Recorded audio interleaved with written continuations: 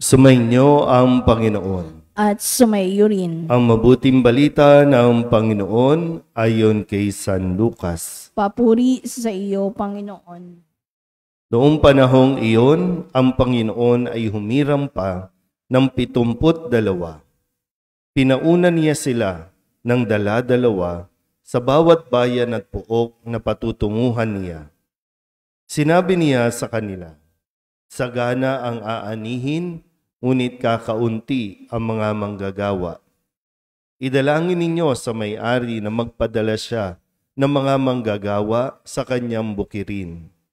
Umayo kayo, sinusugo ko kayong parang mga kordero sa gitna ng mga asong gubat. Huwag kayong magdala ng lukbutan, supot o panyapak. Huwag na kayong titigil sa daan upang makipagbatian kanino man. Pagpasok ninyo sa alinmang bahay, sabihin muna ninyo, maghari nawa ang kapayapaan sa bahay na ito. Kung maibigin sa kapayapaan ang nakatira roon, sasa kanila ang kapayapaan. Ngunit kung hindi, hindi sila magkakamit nito. Manatili kayo sa bahay na inyong tinutuluyan. Kanin ninyo at inumin ang anumang idulot sa inyo, sapagkat ang manggagawa ay may karapatang tumanggap ng kanyang upa. Huwag kayong mapapalipat-lipat ng bahay. Kapag tinanggap kayo sa alinmang bayan, kanin ninyo ang anumang ihain sa inyo. Pagalingin ninyo ang mga may sakit doon, at sabihin sa bayan, nalalapit na ang paghahari ng Diyos sa inyo. Ngunit sa alinmang bayang hindi tumanggap sa inyo, lumabas kayo sa mga lansangan nito at sabihin ninyo, pati ang alikabok dito na dumikit sa aming mga paa ay ipinapagpag namin bilang babala sa inyo.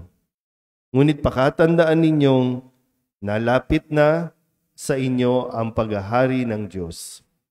Sinasabi ko sa inyo, sa araw ng paghuhukom ay higit na mabigat ang kaparusahan ng mga tao sa bayang yaon kaysa dinanas ng mga tao sa taga-Sodoma."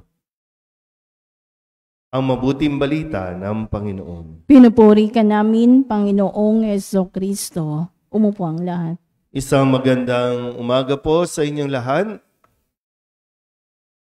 Sa pagpapatuloy po ng ating ebanghelyo mula kay San Lucas, kung kahapon narinig natin yung pagtawag ni Jesus doon po sa mga tao, no? Sabi, sumunod ka sa akin, sumunod kayo sa akin, pero sadyang mayroon po mga taong maraming dahilan para hindi sila agad-agad na tumugon sa panawagan ng Diyos.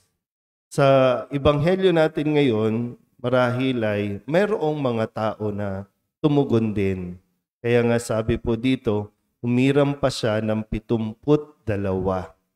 At doon ay pinayaon sila, isinugo silang dala-dalawa sa bawat bayan para maghanap din ng iba pang nagnanais na tumugon sa panawagan ng Diyos. Kaya nga sabi po, sagana ang aanihin, ngunit kakaunti ang mag-aani. Sagana ang aanihin, kakaunti ang manggagawa. Kaya kailangan tayong magdasal pa ng mga maraming manggagawa. Kung tutusin po dito sa ating lugar, dito lang mismo sa San Nicolas o sa parokya natin, ang dami-daming tao. Pero iilan lang tayo dito pag nagsisimba. Kahit linggo, iilan lang tayo. So kailangan ng maraming manggagawa. Iba sa atin kasi, hindi naman manggagawa, attendance lang. Iba sa atin, nagsisimba lang. Iba sa atin, wala lang magawa sa buhay, kaya nandito. Pero ang kailangan ay maging manggagawa. Sabihin nyo nga po, manggagawa.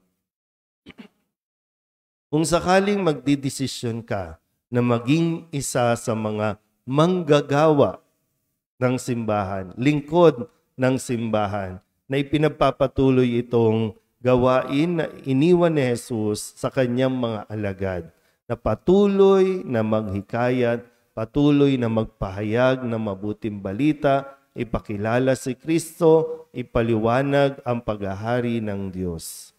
Unang-una, hindi ka dapat maarte. Diba, pag may kasama tayo naglilingkod na may kaartihan sa buhay, di ba nakakahadlang, no? Yung arte, ibinabagay yan sa ganda. Kung hindi ka maganda, huwag ka masyado mag-inarte, no? Kasi lalo kang papangit, no? Pero, di ba, kasi pag pinapaliwanag ni Jesus dito, o hindi pwedeng maarte. Kasi, sabi nga niya dito, para kayong mga kordero na mga, no, sa gitna ng asong gubat. Kailangan ang isang lingkod o ang isang manggagawa, matapang. Kung katulad ng isang kordero, matapang pero mapagpakumbaba. Matapang pero hindi war freak, hindi away ang gulo. Hindi tayo naglingkod para humanap ng away, magdulot ng away, kundi para mas maging matapang, magdala ng kapayapaan. Yun yung tunay na tapang. Yung kaya mong ibigay ang kapayapaan, pag-ayusin kung ano man yung gulo na nangyayari. Hindi maarte, hindi maselan. Kaya nga sabi, kung ano man ang ihain sa inyo, kainin ninyo.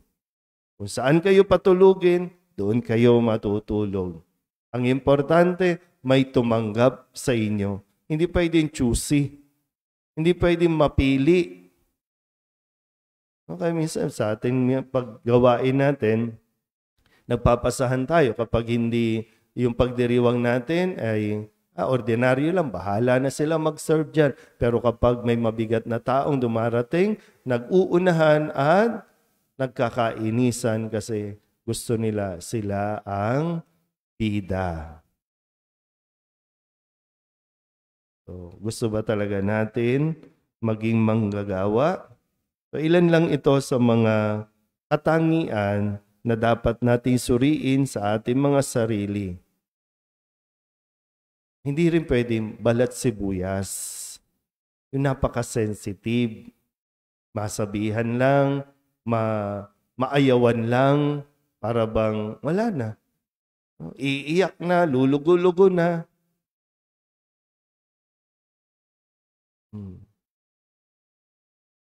Kasi may mga taong hindi rin talaga tatanggap sa kanila. No?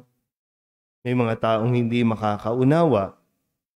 Pero kailangan mas maging malawak ang pangunawa ng isang manggagawa. Hindi pwedeng balat sibuyas. Kasi wala tayong matatapos. Wala tayong mararating. Tandaan nyo, manggagawa tayo. Hindi atin itong gawaing ito pinagagawa lang sa atin. Huwag nating angkinin na atin. Paggawain ng Diyos, ano man ang mangyari, tatagal yan.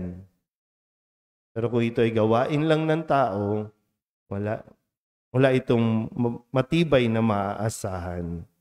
Kaya sana po, no, patuloy natin mapagnilayan ang ebanghelyong ito at suriin din natin na mabuti kung paano ba tayo makakatulong sa pagpapalaganap ng mabuting balita.